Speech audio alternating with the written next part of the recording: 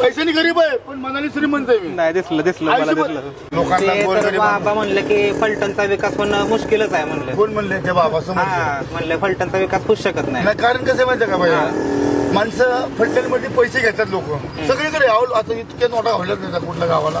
पेपरच आणलाय मी तुम्ही. 1 कोटी रुपये घावले. ज्यादा पैसे लय येते. तिला आकडा दिला त्यांनी 1 कोटी रुपयाचा. किती रुपयाचा? 1 कोटी झाले बुलढाण्यामध्ये. कुठे घावलेत पैसे? बुलढाण्यामध्ये घावलेत पैसे. 1 कोटी रुपये घावले. आता हे दाखवायला येणार. हा. तर मला काय म्हणायचं, काम व्हाय पाहिजे. आता तुम्ही कुठल्या वार्डात मतदान होतं? माझं मत होतं वार्ड 4 नंबर मध्ये. त्या वार्ड मधल्या उमेदवारांना जेवाय वगैरे नेलं नाही तुम्हाला? नाही, कुणाचंच काही मिळणार नाही. चहा पेत नाही, जेवण करत नाही, पाणी कुणाचंच काही नाही. फक्त आपलं गोड बोलायचं. आपला धंदा गाडा आणि हे बघा की आता इथं कचरा टाकलाय. लोकांना कचरा कुठे टाकावे ह्याची अक्कल नसेल तर मत कुणाला द्यावं ह्याची अक्कल कशी यायची? मतदान नकोच कराय कोणाला.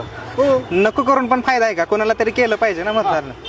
नाही करून तुम्ही नाही केलेलं काय फरक पडतो? एक उमेदवार तर पाहिजे कोणतरी. हा. तर कसं आहे, फलटण नगरीत काम करणारा माणूस पाहिजे, काम केलं पाहिजे. म्हणजे तुम्ही 2 रुपये खावा.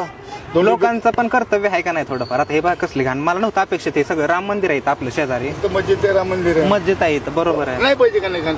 मी जवळजवळ बरीच वर्ष झाली मंडईमध्ये आपला गाडा आहे.